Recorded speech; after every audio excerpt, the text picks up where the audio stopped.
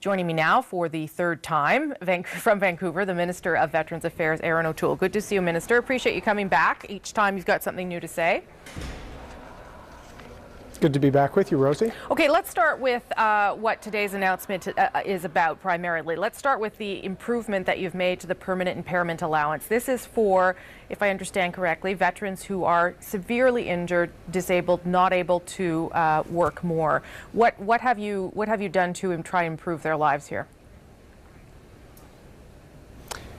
You're correct. This is an improvement to expand eligibility for the permanent impairment allowance, the PIA, which was part of the new Veterans Charter from the beginning, and then our government in 2011 added a supplement to it. But something we heard from stakeholders, including the Ombudsman and others, was that the eligibility for some seriously injured veterans was a little too rigid, and therefore they weren't qualifying for the allowance. We're making it much simpler for folks to look at it and to qualify for it by looking at impacts on their mobility, if they're impacted in their daily living, to make sure that it's easier for those people impacted by their service to qualify. We expect there will be many new people qualify for this benefit, and this is a lifetime benefit, which when combined with the retirement income security benefit we announced a week ago, this will be hopefully combining into a lifetime pension for our most seriously injured. Okay, let's break down how you're making this determination, because the Veterans Ombudsman identified 761 veterans who had been assessed as people who were permanently incapacitated and people that deserve to get the allowance and were not. Your measure is expanding it to include another 300 or so. What about the 400 other people that the Veterans Ombudsman has identified as people that need the allowance? Why are they not getting it? Well, you're correct. Our estimates, based on the changes announced today, will be that 300 plus will now be included within the permanent impairment allowance program. What the Ombudsman also highlighted was challenges within the grading between the allowance program. We're addressing that. We're actually going to have him work on it. What we anticipate is this will allow anybody with a mobility issue or with requiring assistance in their daily living will likely qualify for this. And I think that meets what the Ombudsman wanted to see with this program, predictability and inclusion of more people. So I think we're meeting exactly what he's laid out. Okay, but what about the 400 other people there? Because he did say that there were 761 in total, and you're only really dealing with maybe half of them. We've done it within the existing program, Rosie. So the PIA came out with the new Veterans Charter, and it includes a whole series of measures to see, does the veteran need assistance with their daily living? Do they have a mobility issue, or do they require this assistance? We've worked within that framework, and in the past you required a majority of assistance with daily living to qualify. We've now made it, you either have to have a mobility issue or you require some degree of assistance with your daily activities, and you'll qualify.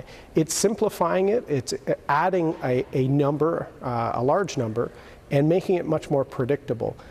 It may not cover as many as the Ombudsman intended with what he wanted to see, but I think he sees that we're making progress working within the allowance as it stands. Okay, let's move to the new measure, and this is for caregivers, people that are looking after veterans and who have potentially had to leave the workforce in order to do that. One such person, and you know her, we're going to speak to her shortly, Jennifer Mignon, whose husband Claude Rainville was diagnosed with PTSD years ago. She wasn't able to keep a job or build a career. Does that help someone like Madame Mignon? Does this new allowance, this new benefit help her? This benefit will support a lot of families. I don't know individual families that will specifically be covered, Rosie, but this is addressing something we saw as a real area of need. And there's caregiver fatigue out there for a lot of military and veterans families. Something I worked on before politics with the True Patriot Love Foundation, trying to provide that level of support. What this will do is, the new Veterans Charter has a series of supports and programs to help seriously injured veterans, both physical and mental injuries, stay in their own home. So we will contract caregiver support, but we fully understand that spouses, common law partners, even adult children are also providing care in the home in addition to what Veterans Affairs is contracting. Those people suffer burnout, those people have had impact on just their flexibility as a member of the family. So this new benefit recognizes this and allows them some added flexibility and support, and hopefully will help them juggle the demands that we understand they're doing for their service member. This is going to be tax-free. Yeah. It's going to be a grant. We're trying to make it as simple as possible so that they have some extra relief. Does it, though, include veterans who have PTSD, or is this primarily people who have physical disabilities? This will apply equally to folks with mental injuries from service or physical injuries of service. This is for seriously injured men or women that have a service injury that require at-home care and support to be able to stay in the home. There's a series of Veterans Affairs programs that helps with, the work around the home, the work outside the home, offers assistance on a contracted care basis within the home, but usually it's a family member of some sort helping all the time outside of those hours. We recognize in some cases they curtail or leave their own employment. What this is providing is a grant that will provide them relief. It can be a month where they have some added flexibility. If something comes up in their life, this is one more piece of flexibility that will give them peace of mind. It seems largely symbolic, though. 350 people is not an enormous amount of people. I guess it's a start, is what you will say, but it is not really going to solve the problem of people that have had to give up their entire income to care for someone in their family. We're trying to strike the right balance. If you speak to some of the professionals that look at rehabilitation, the goal is to try and keep as much normalcy in the house as possible. Some people clearly in serious cases end up leaving their career, but we actually want to make sure that we have supports so that the partner or the spouse can try and keep their routine going and provide care in addition to the contracted care we have in the house. This does target the most seriously injured that need that specialized care to remain in the home. This is for the most acutely injured so that we allow veterans and their families to stay as one in their home with some additional support. Okay, I just want to, but before we go, I want to ask one last question on something you announced last week, because we've got a lot of messages from some vets about it, and they're looking for some clarity, and so are we. So this was the new benefit for disabled vets once they hit 65, the retirement income security benefit.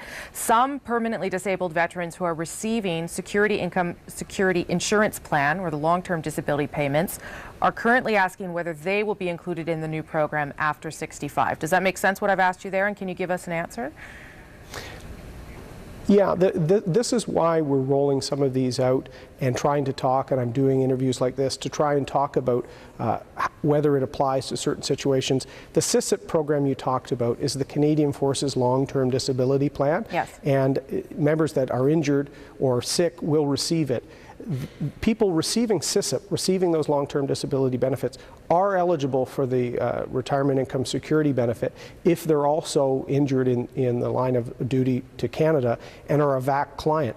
This is a good opportunity for us to say to those people that may be receiving CISIP support and are years away from 65 to get in and talk to Veterans Affairs now to make sure that you will have this benefit there for you if you're eligible. Okay, that's good to know. There's a lot of benefit. It's very complicated for veterans, as you know, to navigate the system, so we wanted to get that cleared up for some of the people that have written into us. One last question. CBC News has learned that your department did some polling on the ad campaign the government ran for services for veterans last spring, and the negative response outweighed the positives by 10 points or more. It cost $4.3 million to run the ads. So why spend $4.3 million on ads that don't make Canadians feel that great about what the government is doing for vets? Why spend that kind of money on ads when you can be giving it to the vets directly? Well, these ads are important, Rosie, not just to communicate to veterans that there's a range of services and benefits they should be applying to. What I liked about those ads was that it showed a young father with his daughter hanging up his uniform and then going to work. I've actually referenced those ads when I've talked to employers about the importance of hiring a veteran to make Canadians see that these people serve their country. But they didn't seem to work. There was a negative response outweighed the positive response.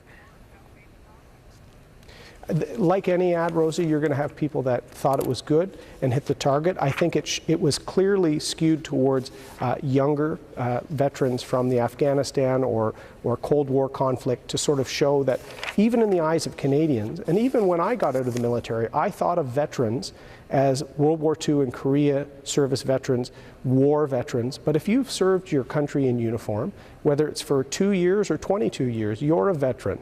And there's benefits out there for you. Some of the lapses that we heard about last year where programs aren't fully accessed by benefits, by veterans, and therefore lapse at the end of the public account cycle, that's because younger veterans weren't taking advantage of transitional supports for resume writing, for job applications, all this sort of stuff, because they weren't applying for them. So we have to strike the right balance of not only making sure veterans know about programming, but also set the right tone to show the Canadian public that there are a lot of young family, men and women, moms, dads, leaving uniform, setting that image that they're a great addition to their workplace. Okay, Minister, I'm going to leave it there. I have a funny feeling we'll be speaking again soon. That's just my sense of things. But thank you for your time today. Minister of Veterans Affairs, Erin O'Toole.